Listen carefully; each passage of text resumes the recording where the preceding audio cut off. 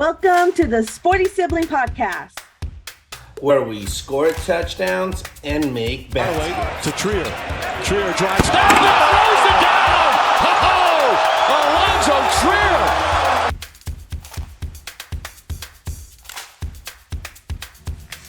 Today they're gonna match off and talk about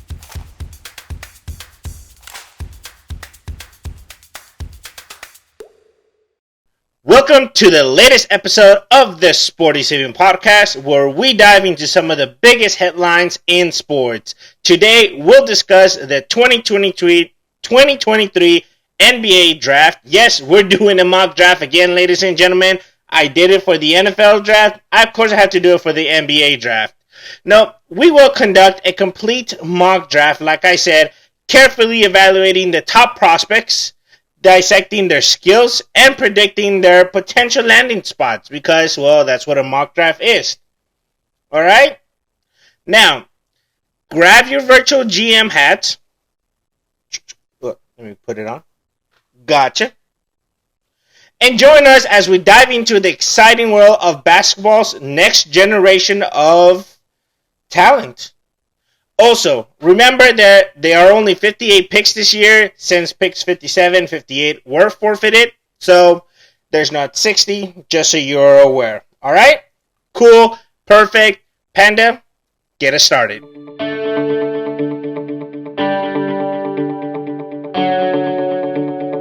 With the number one pick, we have the San Antonio Spurs.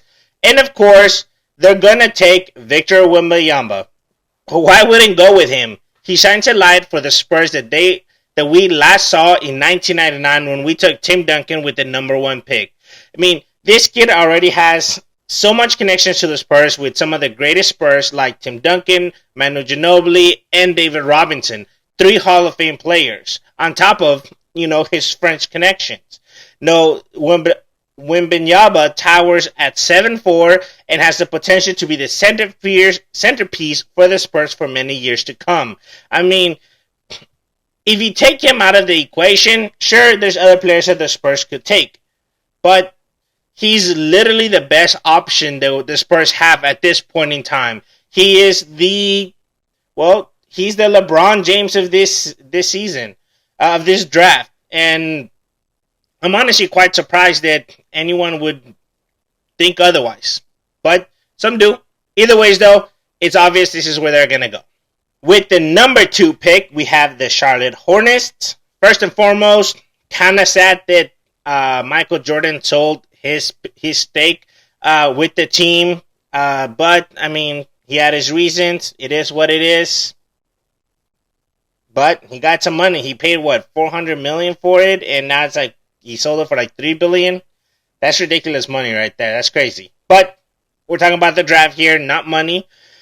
And the Charlotte Hornets are going to take Brandon Miller out of Alabama.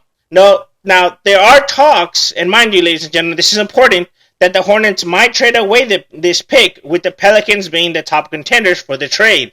They get a few other players plus some picks, and they come up here. And then it would be a different situation because the Pelicans are very much a fan of both Brandon Miller and Scoot Henderson. But we're not doing any trades or anything like that, so Charlotte keeps it. They're going to go with Brandon Miller. Miller is 6'9". He can pass the ball and defense like the best of any of them. And he's the best prospect in this year's draft outside of Wembanyama. So if you take off Wembanyama, Brandon Miller makes the argument to be the number 1 pick in the draft.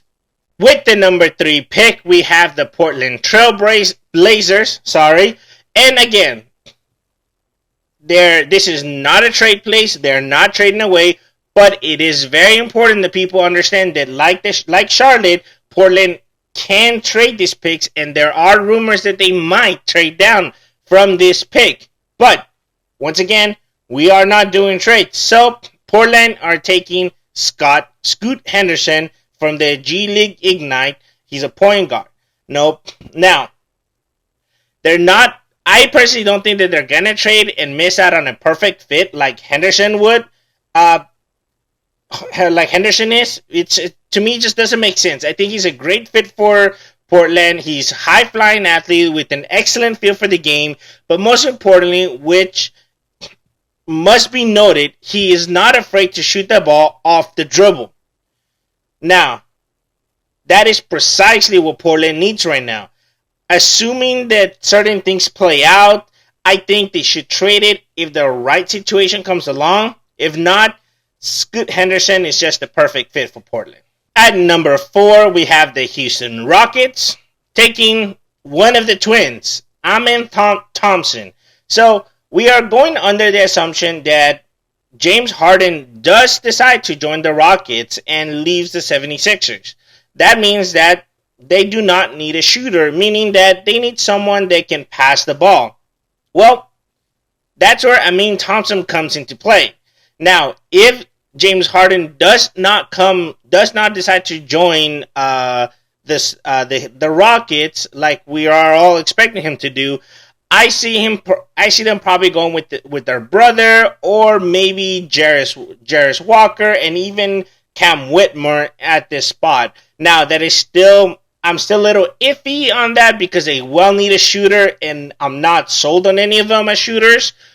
But I could see them taking the other Thompson, Azuar Thompson, over Amen. But in this situation, again, we all assume that James Harden is going to return to the Rockets. So that's where the Amen Thompson comes in. He has the ability to pass the ball his ability to pass the ball is both unique and rare, which is exactly what they want.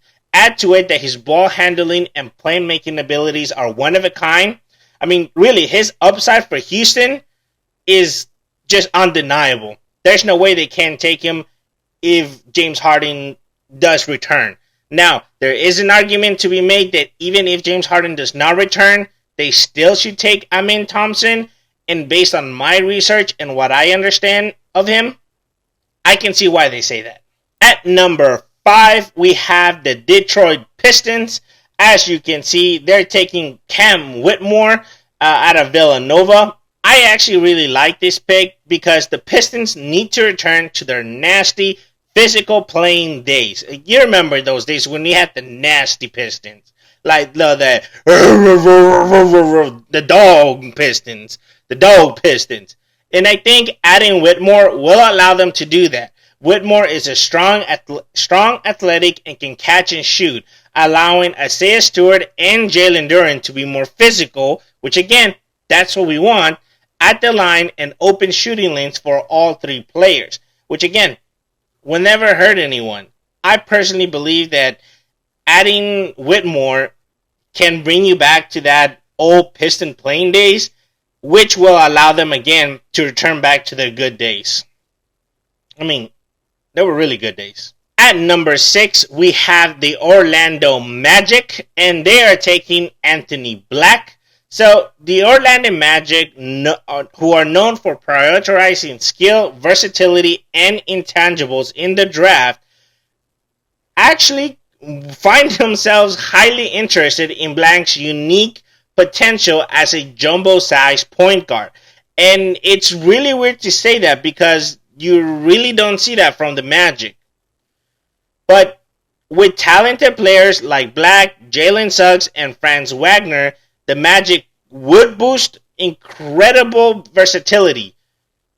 But more importantly, their defensive prowess would skyrocket, which would provide a solid support for their leading scorer, Paolo Banchero, who I've talked about 1,000,001 times as a really one of the best rookies this year. Now, combining these players would bring the team a new level of interchangeability and defensive strength, but more importantly, I think it would add a certain new depth to the Magic that we haven't seen at all from the Magic. I mean, there's an argument they maybe had it when Shaq was there, but I'm 50-50 on that. At number 7, we have the Indiana Pacers, and here I was kind of stuck. I could have gone with Cam Whitmore, if he had not gone already, or Jarris Walker. Obviously, Cam Whitmore is already off the board with the Detroit Pistons. So, Jarris Walker it is. No, but I did say that if Cam Whitworth didn't go to Detroit, I would have easily picked Jarris Walker there. I think these picks can be truly interchangeable, although Jarris Walker, in my opinion, fits better with Indiana than Detroit, but either ways. Now, with Walker's promising ability to shoot, dribble, and pass, he would fit perfectly alongside Miles Turner. Hence why I say he fits better with Indiana. Unfortunately, though, that elbow injury that had caused the cancellation of his pro day worries me. Okay? Now, I'm not 100% sure if he did the combine, so I'm not there yet, but I am sold on what I saw on tape. So, if he's healthy, yes, take him here, take him early. If he's not healthy or something's going on with his health, maybe he's a late value pick. At number 8, we have the second twin, Azure. Number 8, we have the Washington Magic. I'm sorry, the Washington Wizards. Wow. But yes, we have the Washington Wizards and taking the second twin, Azure Ausar Thompson. From the Overtime Elite G team. So, the Washington Wizards would find it difficult to overlook Thompson's exceptional athleticism, potential to create scoring opportunities, defensive skills, and room for improvement in shooting. I mean, he's literally their wet dream right now. He has everything they want plus room to grow. I mean, these attributes present literally so much upside, it's not even funny. No, I mean, he's so enticing, and his options at the 8th pick are, at the 8th spot, it's like, come on.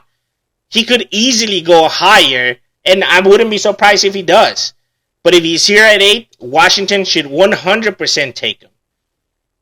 Now, his talented level suggests that this position would be his lowest possible landing spot because, like I said, he is being considered for as high as number 4, like I talked about, but he has to go against his brother, which could be it. Now, like I said with the Rockets, depending on what happens with James Harden, they could go with Azure instead of Omar, and it could go 50-50, but still, Ausar has great potential. It would be dumb for the Wizards to not take him at number 8. And if he is not here at number 8 and he does go at number 4, then his brother should go at number 8. At number 9, we have the Utah Jazz, which I was actually quite impressed with them this year. They actually did very well. They could always increase, and I think this next player will truly help them do that in Bilal Coulibaly. Sorry if I butchered that. I do apologize. He has superb physical measurements, an impressive wingspan, and he's built. He got muscles. No, Bilal, he possesses immense defensive potential, which I think Utah was missing a lot of that this year, and has tenacity, which is very evident, especially in contesting shots. Now, he does like to disrupt passing lanes and provide help in defense as a shot blocker, which again, Utah could have used in a lot of games. Additionally, he's explosive and his athleticism allows him to be robust in the finish and finishing at the rim. But again, he will get there, showcasing their ability to elevate even in tight spaces. Now, Bilal's ability to display unselfishness by keeping the ball moving and actively seeking cutting opportunities will help the Utah in the long run. So at the end of the day, this is kind of a pick for them. Really, if they don't go with him, I don't know what else they can go with. And honestly, every report I've seen, every mock draft I looked at, everything that I read was always saying, yep, the Jazz are taking him at number 9. And rounding out the top 10 in this year's 2023 NBA draft, do not go away. We are still continuing. We're doing the full mock draft, but this is just rounding down the top 10. We have the Dallas Mavericks taking Taylor Hendricks. Now, Dallas would greatly benefit from Hendricks' skills in shooting, defensive versatility, and athleticism. No, which are much needed at the power forward position. No, and as the draft progresses and the top tier prospects are selected, teams will likely prioritize Hendricks' valuable combination of three-point shooting and defensive prowess over potential and raw talent, meaning that if they don't take him here, I don't see him going any further than 15.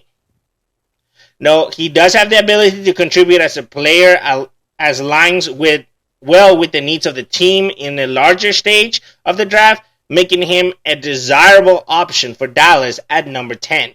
Again, as he has the potential there. He has raw talent, but his three-point shooting ability and defensive prowess is exactly what any team would want, especially later in the picks. Kind of be dumb to miss out on him at number 10. So, that was the top 10. Interesting, right?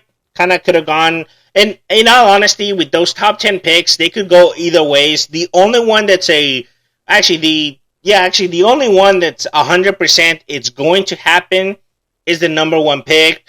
The Spurs already said who they're going to take. Everyone knows that we're going to take Victor Wembanyama. It's obvious, duh. And basically everything else down is kind of up in the air. People can trade away from it, can stay there. They have a plethora of options they could take, and they can fit in their needs. So, really, at the end of the day, it's what's going to happen. But I think I like my picks. With that being said, though, this is a full mock draft. So, Panda, take us to 10 at a time. No. And let's talk about 10 at a time. So, take us to the first 10, please. Go ahead. Thank you, Panda. And as y'all can see, we are starting at number 11 with the Orlando Magic. Yeah, the Orlando Magic. So, they are taking Derek Lively here, or Derek Lively the second. I do apologize for that. So, Lively is one impressive shooter. I was like, I didn't believe it of how good he actually was. And now I'm like, oh, okay. Yeah, because I didn't really watch him play at Duke. I really don't watch Duke games much. But when I went back and studied it, yeah, he's actually quite impressive. And since the Magic personally worked him out, we can all agree that they will pick him here unless something strange happens. Now, some people are worried that the Magic are getting too big, meaning that they got too many big men. But it never hurts to have more more shot blockers. Plus, his ability to roll lobs will help them. It's kind of needed. At number 12, we have the Oklahoma City Thunder taking Kobe Buffkin out of Michigan.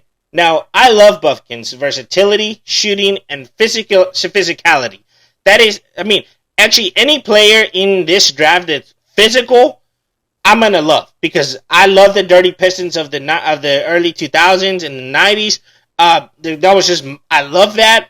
And I love someone that's versatile like the Spurs. So, like the Spurs from 99 to 2015, 2014, were versatile. I love that. And if you're physical like the old Pistons were, yeah, I'm like these, and that's exactly what Kobe Buffkin is.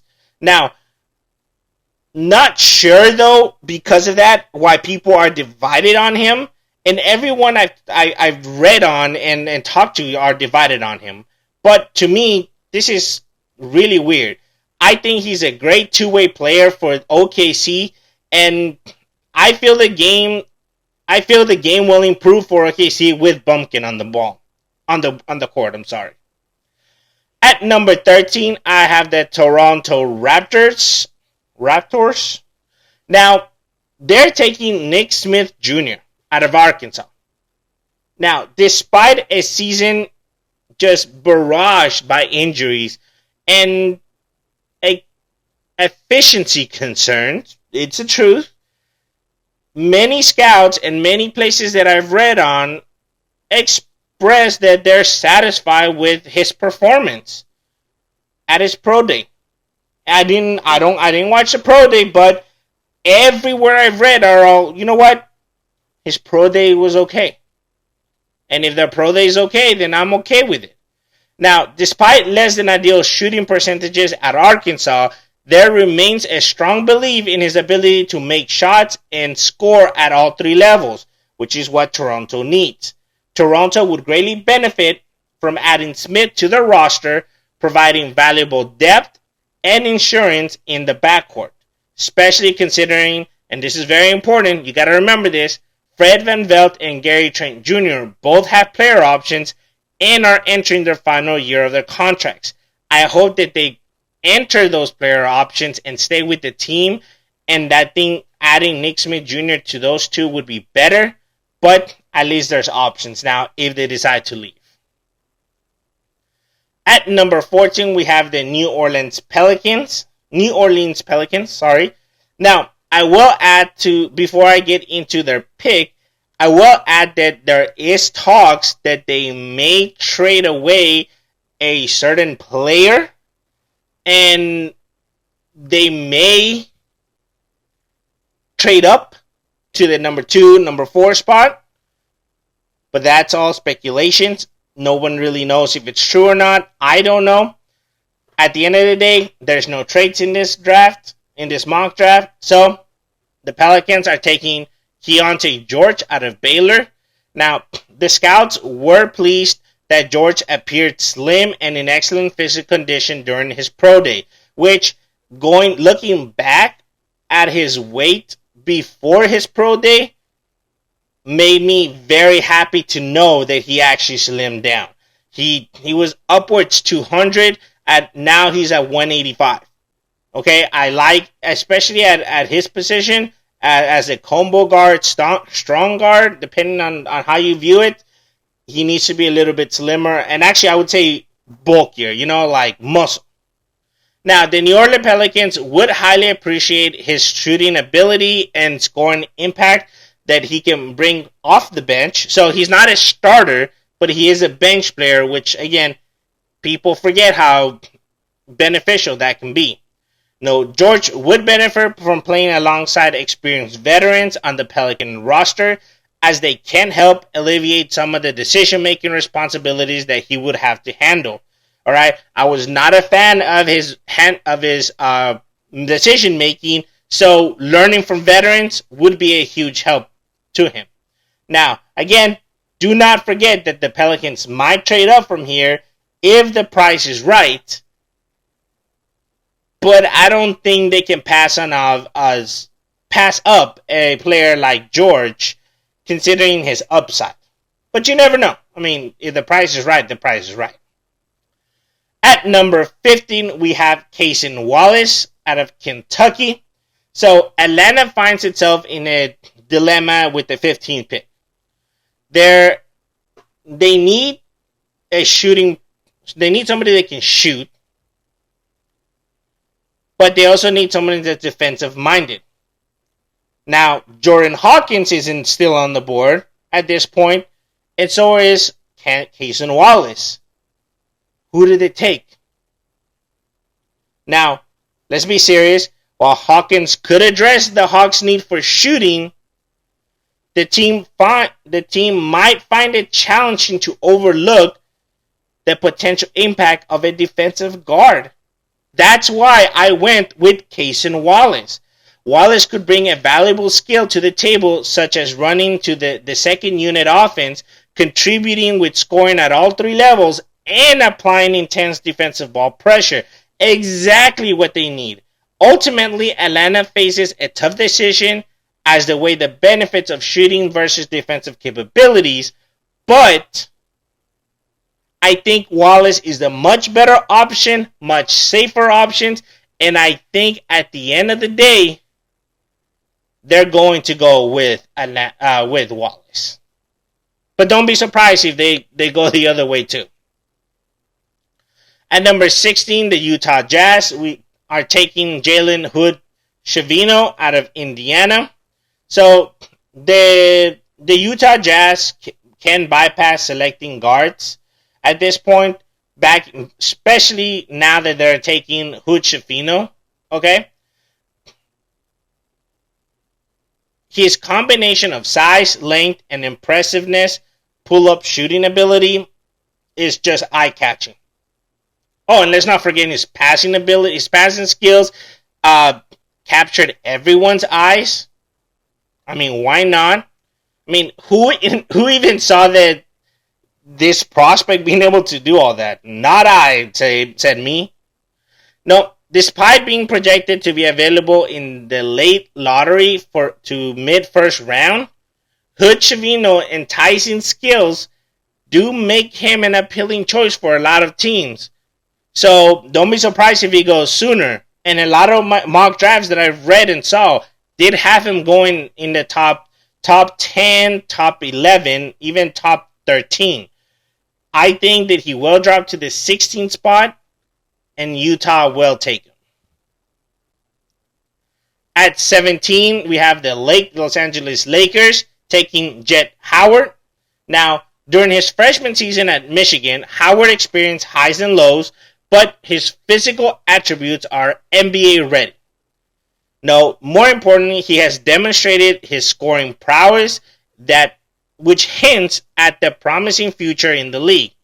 What's more importantly is that maybe it's time for the Lakers to prioritize their needs and concerns instead of solely focusing on appeasing LeBron James.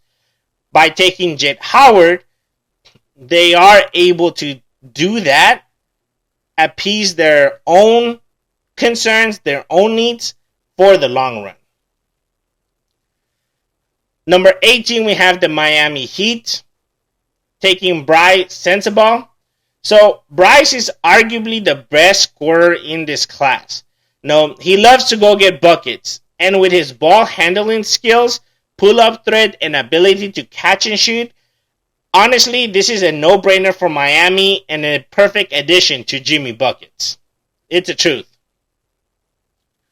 At number 19, we have the Golden State Warriors taking Benjamin Shepard. Now, since the NBA Combine, interest surrounding Shepard has quadrupled. Okay? Everybody wants him. Which teams with multiple picks in the top 20 are saying, hey, why didn't we take more look at him? Even invite him in out to workouts. So, per a lot of scouts and executives who have begun to pay closer attention to him, have become and have said that they are more impressed with his stats, which include an 18.8 points per game and 58.2% actual true shooting percentage during his time in Belmont. So, before they weren't even looking at that, after the combine, they were like, holy crap, this kid's actually worth something. Now, his potent pick-and-roll offense and versatile shooting skills are now earning him serious consideration as a potential pick in the mid to late first round of the draft. Do not be surprised if he goes anywhere between the 13th and 25 picks. I think the Golden State could benefit from this kid. I think he would do great next to Stephen Curry. And at number 20, we have the Houston Rockets taking Nick Smith Jr. So, I'm going to keep this one easy. Smith has a scoring upside that the Rockets need, but could also help on defense in a limited role. So, getting him at 20 would be a win for Houston. Again, even with adding James Harden, it would be a benefit. But Panda, take us to our next part. So, as you guys saw, 11 through 20, interesting, right? Could go a lot of ways. But now, Panda, take us to the next 10. At 21, we have the Brooklyn Nets, which actually they go back-to-back in number 21 and 22. But at 21, they're going to take Derek Whitehead So Whitehead's draft stock faced a lot of challenges due to another foot injury, which really limit his chances to showcase his skills in workouts. However, a positive medical report really changed the perception of everyone, what everyone saw. Now, before the season, Whitehead's generated significant buzz and was regarded as a top 5 pick, due to his ability to create shots and develop as a scorer. But since the setback of the foot injury, the top 20 pick is still a potentiality, but this kid does have a great upside that could work for Brooklyn. Like I said, they do have the Brooklyn does hold the number 22 pick as well, and they're going to take Leonard Miller out of the G League Ignite again. So the Brooklyn Nets lack a forward who possesses Miller's skill set. Additionally, rumors suggest that some of Brooklyn's current wing players could be traded during the offseason, so they do need to replace them or have somebody ready to be replaced if they are traded. While it is anticipated that Cam Johnson will remain with the team, league sources indicate that the Nets have received interest from other teams in acquiring veteran wings such as Royce O'Neal and Dorian Finney-Smith.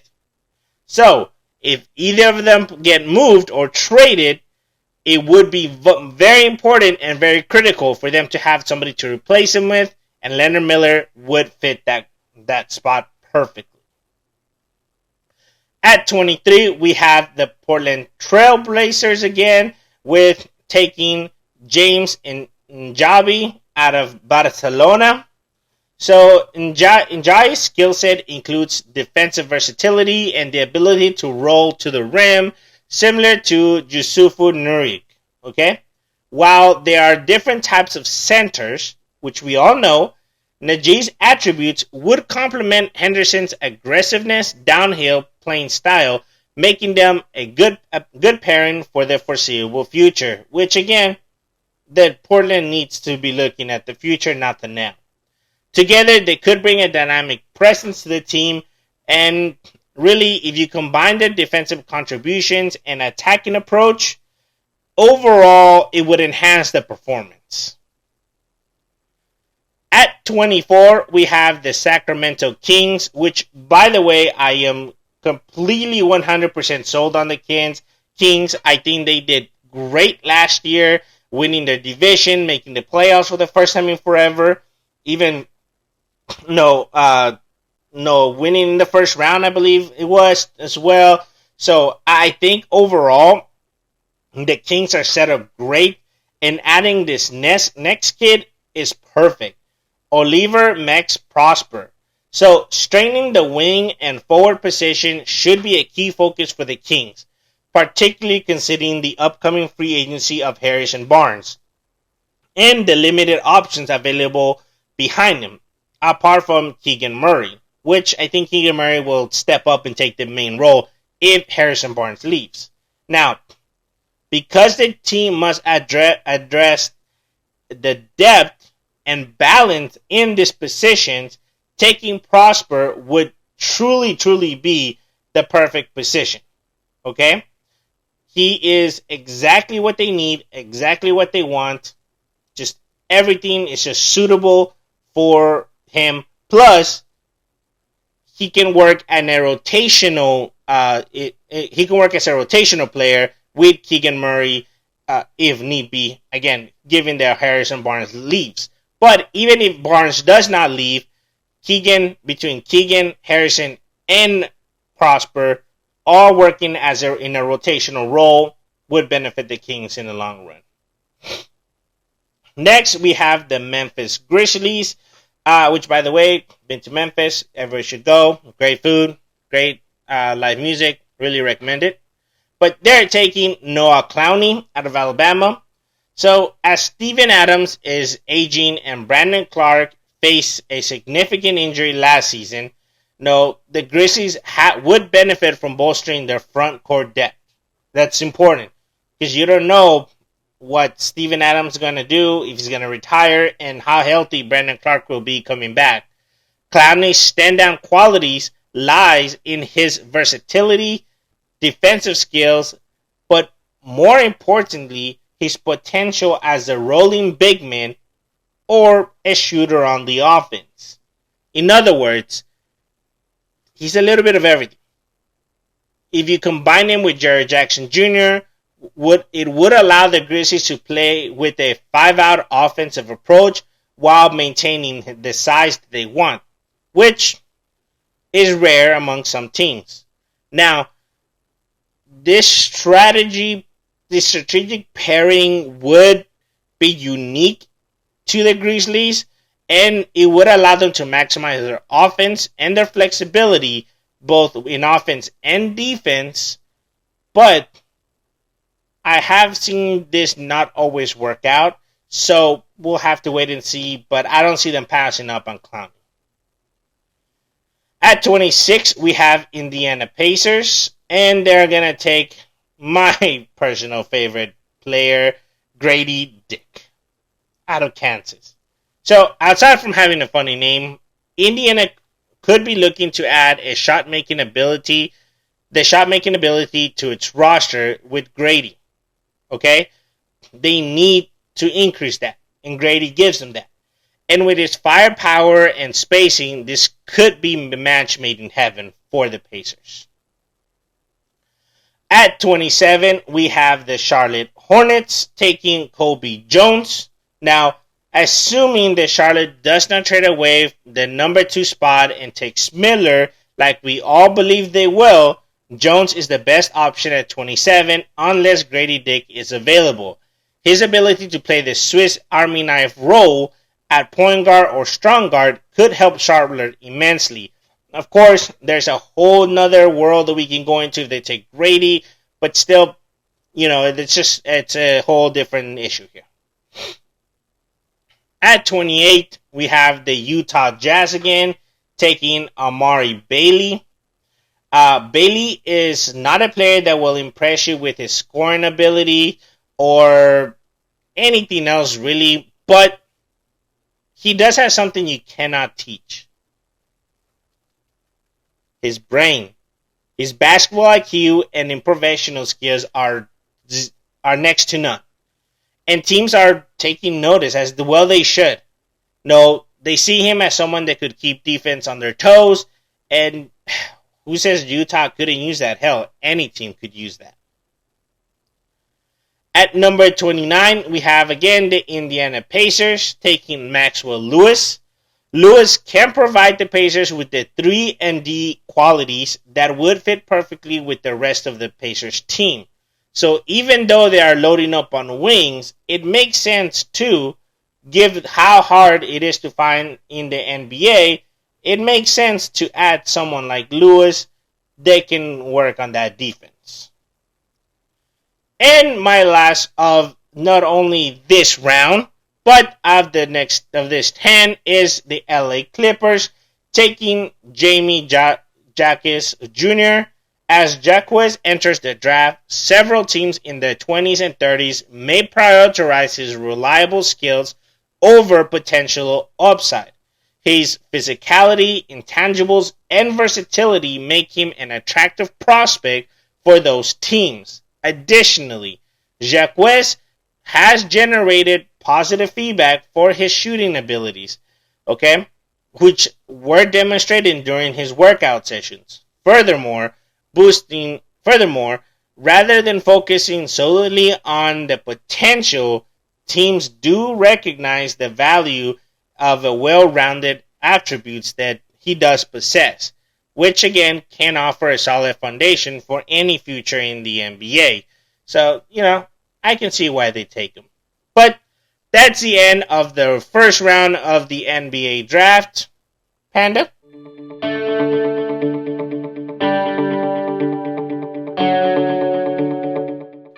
Thank you, Panda. Now we're moving to the second round. Still going 10 at a time. Thank you. So let's get started. At number 31, as you can see, we have the Detroit Pistons taking Gigi Jackson, which I love the name. Yes, Gigi Jackson.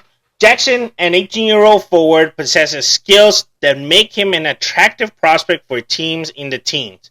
Now, his ability to create shots excel especially with jumpers, and shooting three-pointers draws the attention. However, this is why he's going to drop to the 30s. The concern about his readiness to be in the NBA due to his longer development timeline, inefficient scoring, questionable decision-making, and defensive abilities really leaves people saying, is he worth it? So that's why I think really he's going to drop, but he's still someone that could benefit from maybe not being a starter, but a bench player. At number 32, we have the Indiana Pacers again, taking Tristan Vukcevic. Tristan is a perfect upside for the Pacers, especially next to Turner. Tristan is a versatile big man who can score effectively from various areas of the court. Additionally, there is a significant potential for him to become a major asset on defense if he continues to improve in that aspect. At number 33, we have, again, my San Antonio Spurs taking Rayan Rupert, which the only really reason I have him going, because I had somebody else being taken here. I actually had Gigi Jackson going to the Spurs, but Rupert's prospects for Rupert's appeal really to me as a long wing player with an impressive wingspan, really, and his ability to make shots really sold it for me here. And I think Gigi would work best with the Pistons. Now, I will add that Gigi and Raya are interchangeable in this situation. I have no problem seeing Gigi go to the Spurs and Raya taking the benefits of going to the Pistons. I think Gigi would benefit on his ability to sit back, learn from some of the greats, and then the Pistons use Raya as a big man that they like to. Now, don't forget, Raya has expressed low confidence with him due to his limited production in New Zealand. Okay, now due to that and his low activity for his overall abilities does raise concerns. Hence, why both dropped. But either ways, Raja or Gigi could fit well with the Spurs or the Pistons.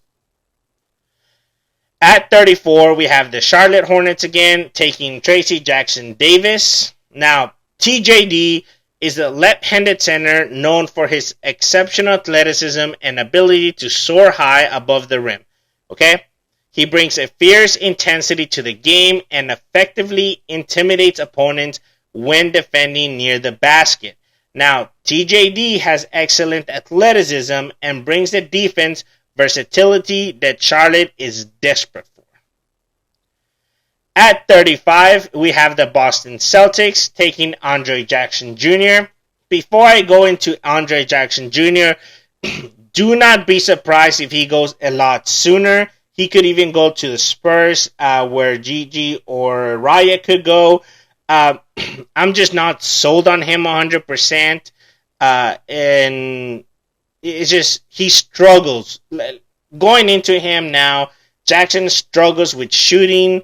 And honestly, a lot of teams, that's what they need right now. They need shooting. And many scouts have said that although they appreciate his athleticism, his passing skills, and intangible qualities, his shooting skills lack way too much to be taken any earlier than number 30. I mean, if he goes in the first round, that would be impressive. But he does have the ability to play a distinctive role as a two-way playmaker. So, again, do not be surprised if he goes one of the top 3 picks in the second round.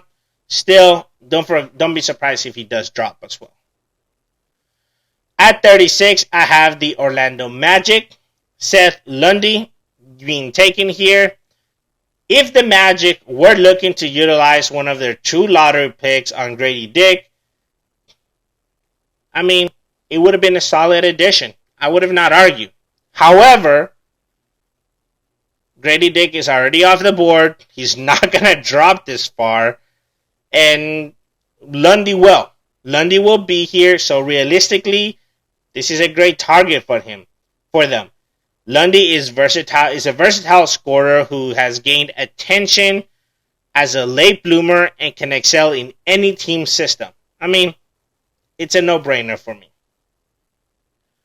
At 37, we have the Oklahoma City Thunder taking Charles Bediako.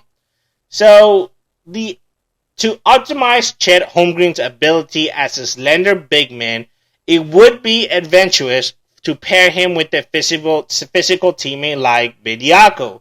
So basically, put them together. No, this combination would allow Bediako to handle the grueling battles with post-oriented big men, while Holmgren can operate in a similar role to Robert Williams or Jared Jackson Jr. as a rim-running and rim-protecting center. Alright? So basically, two separate things working together. Now, Bediako does excel in setting robust screens and executing simple plays like dribbles offhand. But additionally, Bediako does showcase aggressive approach to the offense, to offensive rebounding, and is an outstanding shot blocker. So put that all together, it's kind of a no-brainer for the Thunder to take him. At 38, we have the Sacramento Kings. Sacramento Kings. Why did I think it was something else? Sorry. Taking Jordan Walsh. Now, Walsh's 3-and-D ability, would be highly beneficial alongside DeAndre Fox and Domantas Sabonis. As a two-way player, he can establish a contagious atmosphere with his intense defense and selfless approach to offense. Honestly, this kid has the size, the strength, the length, and effectiveness on defense in multiple positions on the perimeter, while being versatile in himself. Honestly, I'm not surprised. I'm surprised that he drops this far, but he would be a great fit with the Kings. Number 39, we have Charlotte Hornets again, taking Julian Phillips. So, NBA scouts have indicated that several teams in the early second round are considering offering guaranteed contract to Phillips.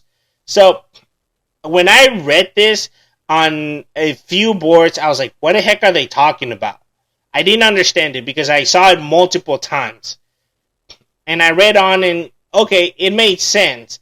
The reason why is because the perception of him, of his measurements, do not match his excellence in his athletic testing, and likely perform below his true shooting potential during his time at Tennessee. In other words,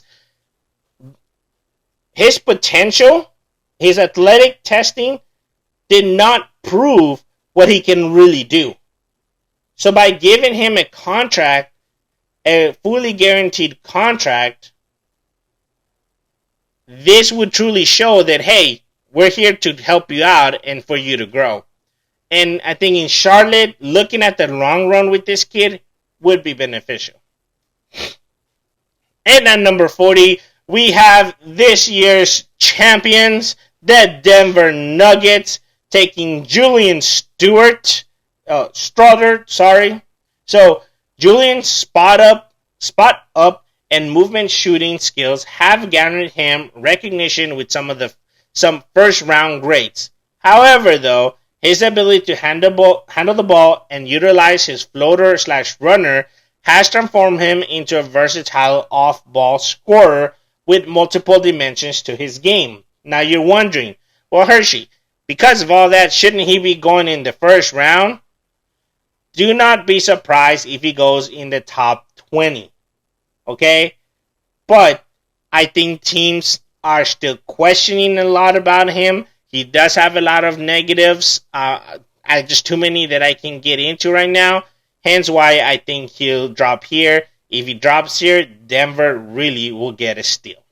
But Panda, take us to our next 10. Man, the second round started pretty damn strong, right? I like it. I really like it. Well, let's go ahead and go into the next 10 and see how crazy it can get. I think it can get pretty crazy, though. At 41, we have Charlotte again taking Adama Sanogo, who's a starting center that has proven himself in a championship-winning moment. He was part of the UConn team that won in Houston and consistently has stepped up in all aspects of the game. That is all you need to know about this kid. He is exactly what Charlotte needs. He knows how to win. He wants to win, and Charlotte desperately needs that. At number 42, we have the Wizards, taking Marcus Sasser. So he's a smaller scoring guard who has raised some concerns, which, again, his size does cause hesitation. However, Sasser's impressive ball handling skills and versatility in shooting with his shooting abilities is actually compelling enough, even for me, to envision him as a valuable bench player who can provide much needed spark off the bench. I mean, give him a little bit more, he could even be a starter, but even a bench player can be highly beneficial for Washington at this point in time. Actually, any team would benefit from it. At 43, we have the Portland Trailblazers taking Chris Livingston out of Kentucky. So his skill set suggests that he can excel as a 3-and-D player, with the Blazers already selecting Henderson and Njayi in the first round. Adding Livingston would provide a strong foundation for a highly versatile group that can build around Henderson as a core player. Now, this is assuming that that's who they're taking. I am honestly not sure that they're going to even take either of those two players, but you never know. At 44, we have the San Antonio Spurs taking Emoni Bates. Now, Kamara should be given the opportunity to showcase his versatile abilities at a higher level. But Bates is really going to be the best option here. He's just the better option and could benefit a potential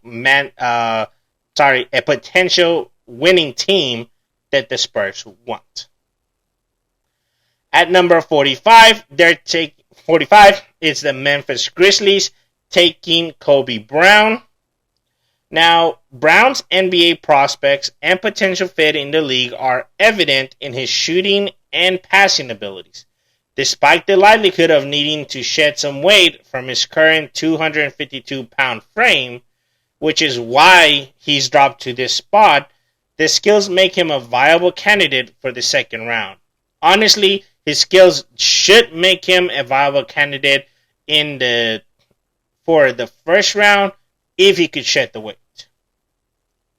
Atlanta Hawks are taking at 46. They're taking Sidi Sissoko. So Sissoko's lack of a standout skill may be a disadvantage and why he dropped so low. Still, his blend of secondary playmaking, competent shot making, and defensive abilities provide enough versatility to make him a viable option in the second round. At 47, we have the Los Angeles Lakers taking Terquavion Smith. Now, while scouts have expressed worries about Smith's inefficiency and defensive abilities, which I don't see his inefficiencies, but I do see his lack of defensive abilities. His strong shot making skills and effectiveness in the pick and roll offense really are the reason why his interest is here in the second round. Now, his upside is if he can develop these inefficiencies and defensive abilities, he should be going higher up. Do not be surprised if he doesn't go even lower or not draft at all. At 48, we have the LA Clippers taking Hunter Tyson. So the Clippers would benefit from adding Tyson to their roster to bolster their shooting. Despite being a late bloomer, he possesses the instinct and shooting skills to thrive along a star shot creators. Now, Tyson is at ease playing in a dynamic style, showcasing his ability to cut, distribute passes within the offensive flow, and minimize turnovers. However, he is a dedicated defender who consistently puts in effort, executes solid rotation, and contributes to the boards. Meaning that he's not really one, but he's not really the other, and there's no fine line as to which one he is. Hence why he's dropped so far. A lot of teams are questioning, what is he? He has all these great attributes, but what is he? How are you going to use him? Hence why he's dropping. The Clippers can get a steal with him here. Cleveland at number 49, taking Touma Kamara. And Kamara showcased consistent productivity for the Portsmouth from the Portsmouth Invitational to the Elite Camp and the NBA Combine, which I did watch him in the NBA Combine. I went back and watched. I was quite impressed, and I was attracted to his offensive versatility, reliable shooting, and an impressive level of activity on the court. Which was developed by his performance. Now, he does have the skills of a big man, including a developing of a 3-point shot, but it's just, his finishing at the rim is not what I like. But he can do it with either hand, and he does display ease in dunking without requiring much time or space. But again, to me, dunking doesn't mean much. Great, you can dunk, congratulations, but what is that? It gives me 2 points when we're down by 7? No, I need 3-pointers here. So, I think that's why, to me, I put him this low. If he can develop more that 3-point shot, I think he would be great. And at number 50, we have the Oklahoma City Thunder taking Mohamed Gueye. Given the scarcity of true big men in this draft, Gueye is expected to be selected due to his productive season.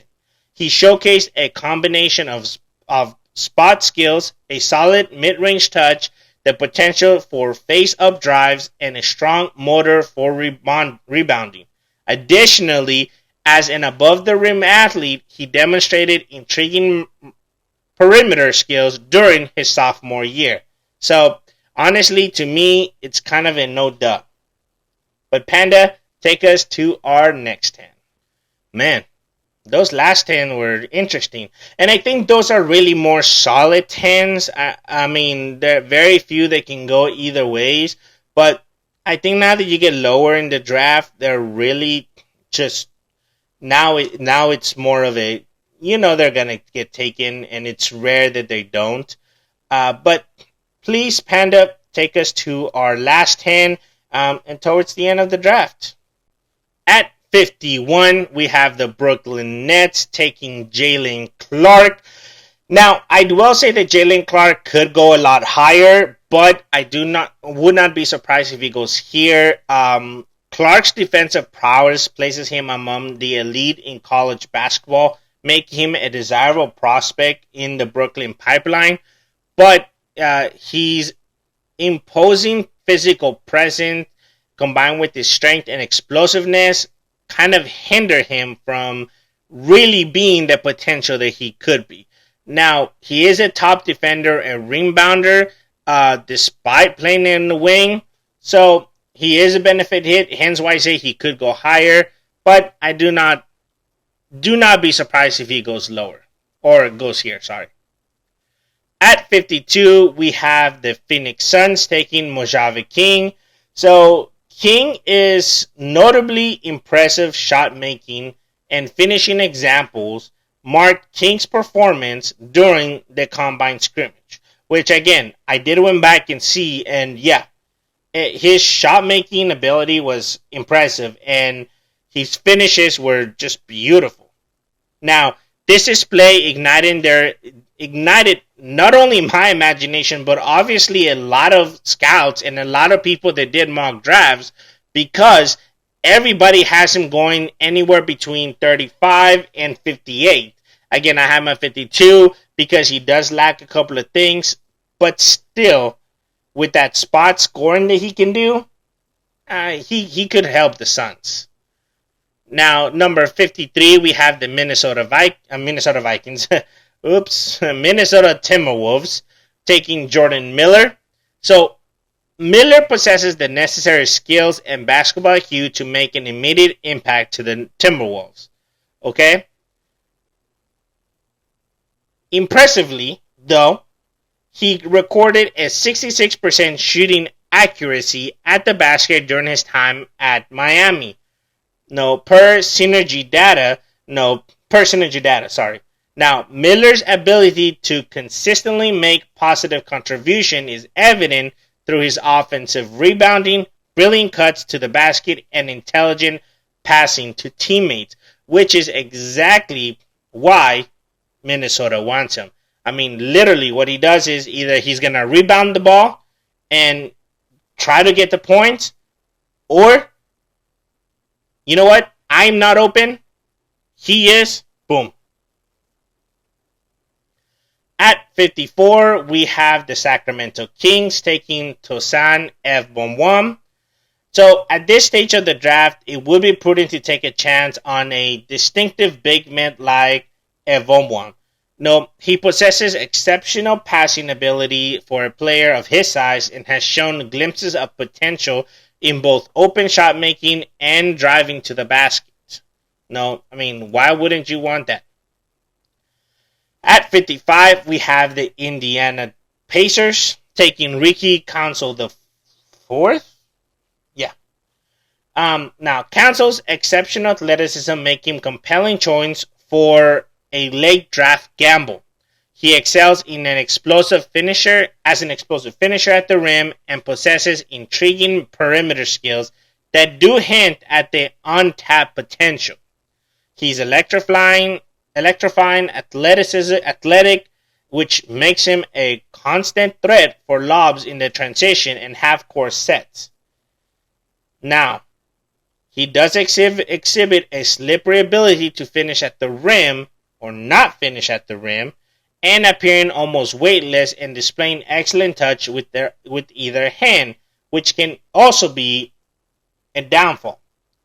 But Council showcases solid passing vision, particularly when making direct feeds off the dribble. So, although his strengths are his weaknesses, at the end of the day, it could benefit everybody. At 56, we have the Memphis Grizzlies taking Colin Castleton. So, Castleton could evolve into a reliable player on both ends of the court. As a high-energy big man, he can inject energy and make an impact coming off the bench. Again, that's the key word here. He's coming off the bench. His solid passing skills are evident as he remains composed even when faced with double teams in college. Okay? Consistently finding open cutters and shooters. While not necessarily a perfect situation, Castellon possesses the necessary skills to execute plays effectively and efficiently. At 57, we have the Washington Wizards taking Sir Jabari Rice. So, Rice's impressive performance throughout the pre-draft process, including events like Portsmouth Elite Camp and the Combine, literally are the reason why he's even draftable. Before all that, he wasn't on anyone's board. Through these three processes, he became draftable. Had he done a little better, he could even go higher. But despite not possessing exceptional athletic abilities, he has consistently showcased strong shooting and finishing skills, which no one would have seen had he not gone through this process. This ability to maintain high accuracy and effectiveness despite his perceived limitations will increase the likelihood of Rice being selected in the draft. Okay? And at this point in the draft, with the last 2 picks, there's no reason why Washington shouldn't take a chance on a project like Washington. And depending on like Washington taking a chance on Rice. And at the last pick of the 2023 NBA draft, the Milwaukee Bucks take Oscar Tshiebwe, that could be considered a valuable selection by a playoff team, as he brings the ability to contribute through rebounding and energetic plays. Alright? This team is looking to add depth and versatility, so why not add Oscar Tshiebwe? Alright? Panda, take us to our last.